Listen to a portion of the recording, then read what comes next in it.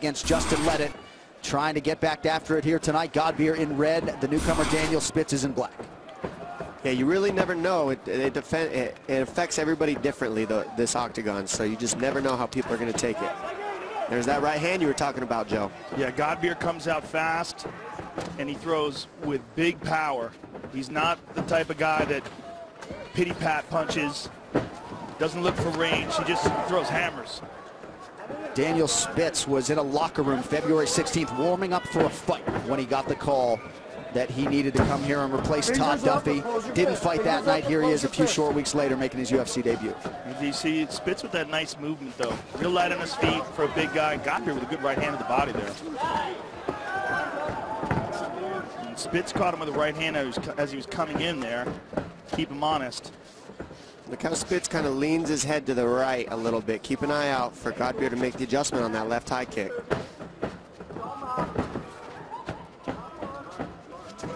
Yeah, Dom, that's something you said you saw in his fights, that he has a pattern of doing that? It's just habitual. That's how you figure out what people are going to do. And you look at Godbeer, he always lands that low kick on everybody. He starts eating up the lead leg, then he looks for the left hook to the right hand, and it goes in sequence. And then he starts throwing the left high kick after that.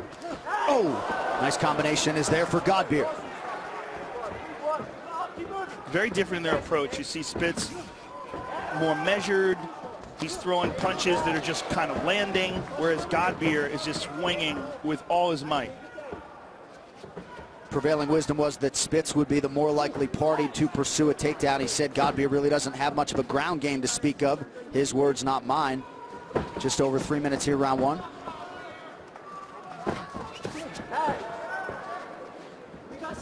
Godbeer actually moved to Scotland for this training camp. Had the coaches he needed in England, but felt like he needed more sparring and training partners, and was able to get those at the Scottish Hit Squad. That was a strong leg kick by Spitz. Spitz, former offensive lineman at Washington State University. Oh, good inside leg kick by Godbeer. Very nice. And I'd like to see Godbeer use those kicks more. I mean, I think it's going to be a big weapon for a tall guy like Spitz. You got to get inside with that, starting with the leg kicks, follow with your hands, especially as powerful as Godbeer is. Yeah, I'm looking for Spitz to time Godbeer, because Godbeer takes those big dips before he launches himself forward. He's really telegraphing those shots. Exactly, and that's what I mean. If you throw that low kick first, then you're not going to load your hands as much, because you're going to flow off the kick, which hides your hands. Yeah, it's also going to be interesting to see how well Godbeer holds up endurance-wise with this kind of output, because he's sprinting. Every time he throws a punch, he's throwing everything behind it, and he's already slowed down 3 minutes into the first round. Yeah, because when you're throwing all power the way Godbeer is, it gets exhausting. And you're seeing that low kick land, you're seeing the big punches he's throwing. And you see Spitz is a little bit more relaxed. He's kind of fluent, he's kind of on rhythm, and that saves your energy as the fight moves on. Yeah, he's much more relaxed, much lighter with his movements. And he's just trying to touch Godbeer. Spitz training under Rick Little, Sick Jitsu, Spokane, Washington. Good movement there. Spitz getting relaxed, and I think he's also recognizing that Godbeer's got his mouth open and that Godbeer's starting to slow down a bit. Well, we're seeing Spitz start making some adjustments. He's checking the inside kick now already, and he's making the reads on the offense of Godbeer and starting to get comfortable with his defense and get the speed of Godbeer, most importantly. There's that jab again. That's one of Spitz's best weapons. Got a good educated left hand. And there's that knee from the clinch that we talked about too, John. Just over a minute here to go in round one. Godbeer said coming in, felt like he had all the advantages over Spitz in this fight. Even said, I'm going to shock the world and produce a slick submission. So far, the fight has been contested in the stand-up. 4+ minutes gone by. Inside leg kick is good for the hand of Godbeer, now attacking the outside of that lead leg. Can you imagine for Spitz being in the locker room warming up for a fight and you get the call from the UFC? Unbelievable. Good combination for Godbeer, punctuates it with the right hand to the body.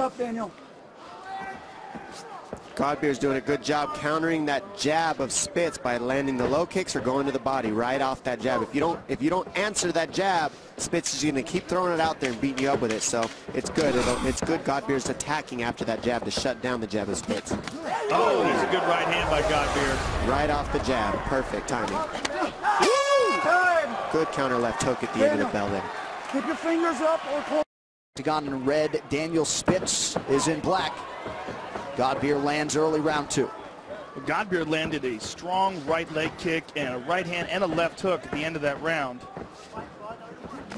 And Spitz corner believes, now I like this, going for that single. Look at Godbeer stuffing the head right there. That's what's really stuffing this takedown right now is how Godbeer's pushing the head down. That's what stopped that single leg. Mixed with the whizzer. Whizzer is that overhook over the left arm of Spitz and then shoving the head down. Great takedown defense there. Uppercut got home there for Godbeer as well. Total strikes to this point of the fight. Godbeer with the advantage in terms of percentage and total strikes landed. Good right hand by Godbeer from the clinch. Godbeer had to make some adjustments in his training, was to fight Todd Duffy here tonight. And when you're fighting a guy as tall as Spitz, I'd imagine there's some different challenges that come into play. Well, that's why it's so important, Anik, for Godbeer to take away that jab, because that jab is what makes Daniel Spitz even taller. And that's what's really giving Godbeer problems right now. Oh, good there right it is. hand. And that's how you take away the jab. You throw the right hand off of it, you go to the body, or you throw the right low kick off the jab. There it is. Very Spitz showing nice. off a pretty good chin here, round 2. 3.5 minutes to go. He's got him down. Nice Very takedown. nicely done. Very nicely done. Now let's see what happens here on the ground. Godbeer was able to get full guard here, which is kind of surprising that Spitz let him do that. He didn't even try to stop it. He wanted to take a little bit of a break there. That's what it says to me. Yeah. That as he got him to the ground, he's like, let's just, I'm on top. Let's just hold this position and then work from here. Well, hey, Joe, you could view that either way. I mean, you could also say that, you know, Godbeer wanted to rest. That's why he closed his guard. So really, I think it's harder to leave your guard open, keep moving, and try to stand up than close it sometimes. For sure, yeah. Good point. And Godbeer back up here. Spitz really keeps his hands low, Dom. He's getting tired, Joe. Yep.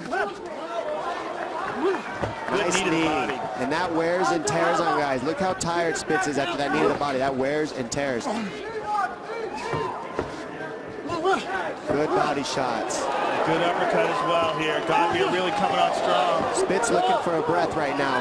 Godbeer gets support on. Look for the low kick and counter with the right hand. Yeah, it looks like maybe the cardio starting to abandon Daniel Spitz here in the UFC debut. Gets countered there with the left hand from Godbeer. In a big way. And there's that left knee. Spitz out of gas here. Godbeer trying to capitalize. Good right hand to the body. Left high kick for Godbeer would be clutch right now. Is there any worse feeling in the world, Dom, when you're in there and the gas tank just goes? I know you can't speak to having a lot of that experience, but tough reality here for Daniel Spitz right now. There's nothing worse than being tired in here, John. Nothing. Oh, because that's what it looks like. You just get hit, you get kicked, you feel like you're defenseless. Body just shuts down like pushing a button. And right now, Spitz is just trying to tough it out. He's hurt. He's hurt. Yeah, I got to think it's a body shot, Dom, because it happened so quickly. Yeah, I agree. He looked good. He was moving well. Then all of a sudden, it just the bottom fell out. It's those low kicks too, Joe. Those low kicks, they really, really take the energy out of you when you're the way that Godbeer's been landing them. Godbeer is such a powerful guy. Now look at the head position of Godbeer here, and that's why he's okay on the octagon fence right now, and he's not in a threat of left knees because he's got the inside head position with his overhook. Now he needs to dig a right underhook up, and Spitz backs up. Spitz is still hurt. I mean, he has not recovered. Look at him. Yeah, flat-footed, and as you mentioned, he's a guy who moves quite well, but that movement has been compromised by the Godbeer power.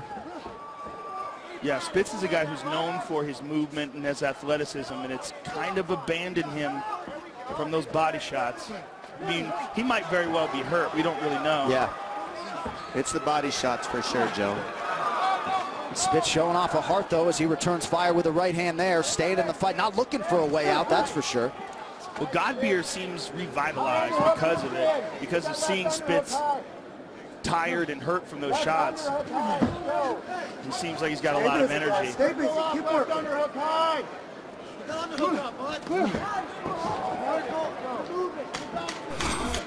Waning seconds here, round 2. Godbeer, the fresher party. Big second round for him.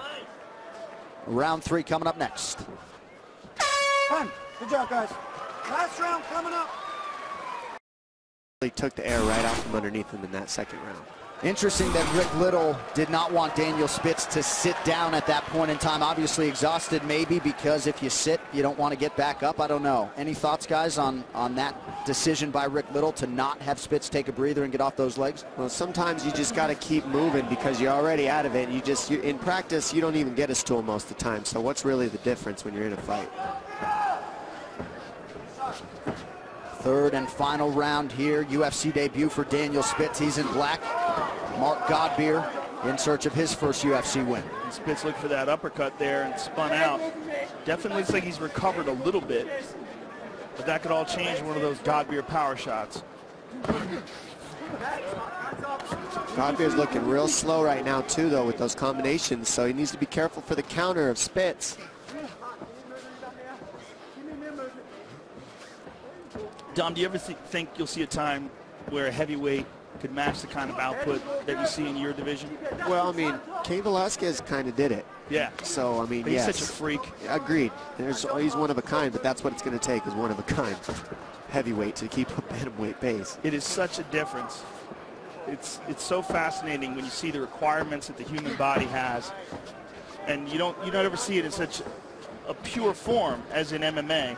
Well, there's just so much power involved with these big guys that it just takes the cardio and takes away some of the fluidity, but the power is so much higher than the bantamweights that it changes the output, changes the way that cardio works. Yeah, it's one of the more fascinating things about the way Cain would fight. Not just that he has this massive cardio base, but that his technique always seems effortless. Right. He never seems like he's gritting his teeth or throwing everything with all of his might. Everything is just fluid and smooth. And that's the key, Joe. Exactly that is staying on rhythm, staying in your rhythm, whatever your rhythm is, and that keeps you from getting exhausted. Let's listen to the red corner. Got him off, chin down, move. Move your feet now, Mark.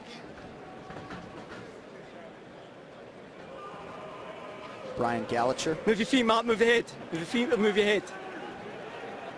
Pick up, Mark. Pick up. You've got to pick up. Put the pressure, Mark. Mark, below with your right hand. Ball over the right. Right hand. Godbeer landed twice with the left corner, calling for him to follow up with the right. 2.5 now to go in our third and final round.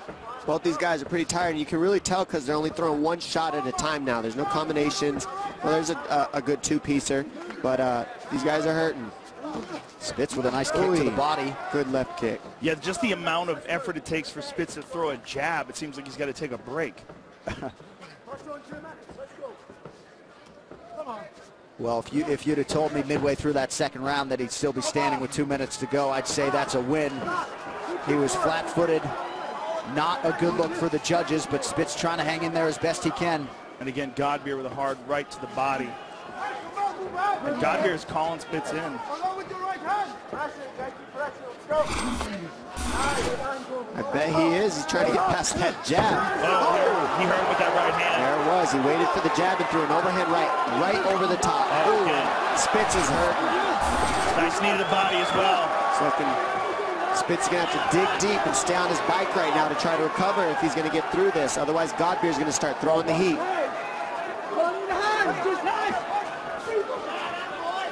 Just over a minute to go here in the third. Daniel Spitz still standing. The question is for how long? Godbeer's most certainly retained more of his power in this third and final round, and that's surprising when you see how he looked a little bit tired in the first. But he's managed to maintain it better, for sure. And a lot of that could also be that he's the one who's been landing the punishing shots. He hasn't really taken too much punishment in this fight.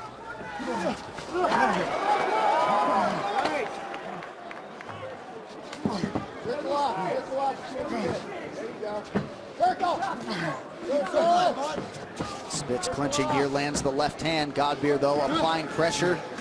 Knee to the body, not much behind it. That clinch position, Joe, is so tiring. When you're holding on to the head like that up against the octagon, that just is really tiring. People at home might not know, but that is tough to do. Wow, Spitz was so exhausted. He barely got his leg up to the head when he threw that kick. I mean, he's got nothing in the tank here.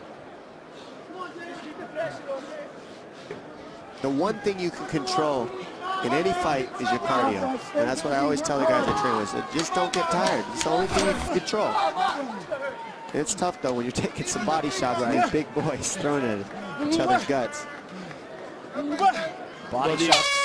I'm going to say the experience of a fight like this is what really must teach you. Yeah, the inside kick of Godbeer is always a good weapon of his, and it works very well, but the body shots more than anything from Godbeer, just ripping Spitz up with the knees, with the liver shots, with the, you know, right to the gut, and then goes over the top of the jab with an overhand right that almost completely takes Spitz out of it, but he keeps it together. It was a very competitive fight all the way through. These guys both, I think, need to work on their cardio a little if they're going to... Ladies and gentlemen, after 3 rounds, we go to the judges' scorecards for decision.